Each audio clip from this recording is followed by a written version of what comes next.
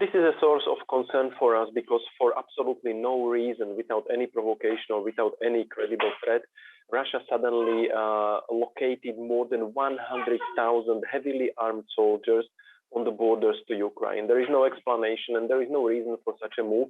And obviously, if you have so much military hardware and so much military manpower being moved to a border, they don't go there to have a picnic or to drink tea or coffee.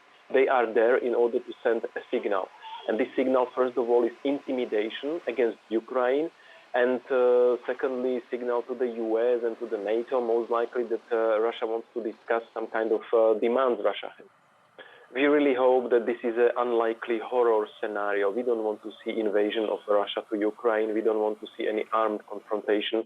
We want the situation to de-escalate. And this is what we are trying to do. We are engaging in a lot of diplomatic activities to convince Russia to de-escalate, to stop the intimidation of Ukraine, to stop the provocations against Ukraine, and not even think about further aggression against Ukraine, because in that case, if this would happen, it would not only be violation of international law, it would not only be something that has no place in modern Europe of 21st century, it would be also something that would trigger a very strong reaction, not only by European Union, but also by NATO and United States and other like-minded countries. And all of us, we are already coordinating very closely our approach.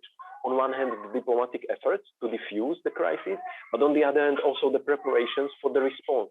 And the response would be in a form of massive sanctions that would inflict huge cost on the Russian aggressor. The European Union is not a military organization, so we don't need to conduct the military intelligence, but of course we have information from our member states, from our partners, about all sorts of things. But Wagner Group here is not the main problem. The main problem is actions by Russia, which were totally unprovoked, which are completely unjustified. Russia moved more than 100,000 troops, heavily armed, to Ukrainian border. They did it already in spring last year, in March. As of March, they started to bring a lot of soldiers to the border. Later on, they withdrew them, but they left the military hardware in place. And then towards the winter, they started to do the same.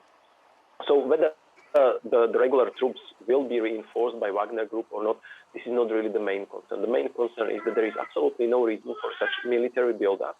There is absolutely no threat to Russia in order to behave in this way. And basically what Russia does is against every international agreement we have about security in Europe, because all these agreements which Russia subscribed to as well say that if you have problems, you use the existing international platforms to solve it. And the platform to solve the questions of European security is the Organization for Cooperation and Security in Europe, the OSCE. So we would like to invite Russia to use this organization, of which Russia is a member, to address whatever concerns and whatever problems they might have. But doing it via military buildup is not something that is acceptable, and it's not something that has place in Europe of 21st century.